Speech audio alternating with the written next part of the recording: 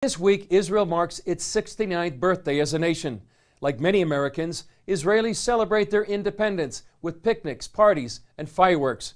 But those celebrations often pale in comparison to the miracle that led to their independence.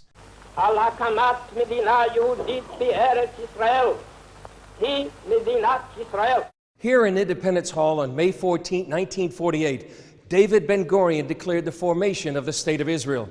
For the first time in nearly 2,000 years, the Jewish people were a nation once again. This is where Israel was born. When people come here, they are astonished to see this place. Most of the people that visit here, their first reaction is, this is it? That's all you have here? Ben Gurion and his team looked for an inconspicuous place to declare statehood. At the time, Independence Hall, one of the first buildings in Tel Aviv, was an art gallery. During a 1978 renovation, the decision was made to take the building back to its original look at the time of the declaration. Traveling in Israel will teach you that God has a tendency to perform His best miracles in the most humble places. This place is one of those places.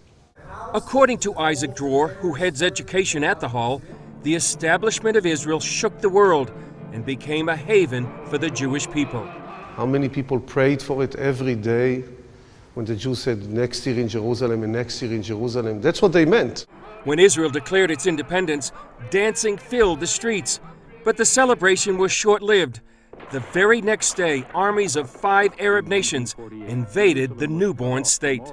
When it comes to the story of the War of Independence, we don't have many answers there. Very hard for us to explain. Call it a miracle, call it whatever you want, but we are here. 130,000 people visit this tiny hall each year to hear about the miracle of Israel, including tourists like this group from Massachusetts. I didn't expect it to be so moving. My whole life, Israel has always been here. So I think in some ways took it for granted. And now I, felt like I was here that day. Across the street is this monument with a scripture from Jeremiah. Again I will build you, and you shall be rebuilt, O Virgin of Israel. Surrounded by skyscrapers and a new generation visiting the hall, it's testament to God's faithfulness to His promise to build and rebuild the Jewish state and its people. Chris Mitchell, CBN News at Independence Hall in Tel Aviv, Israel.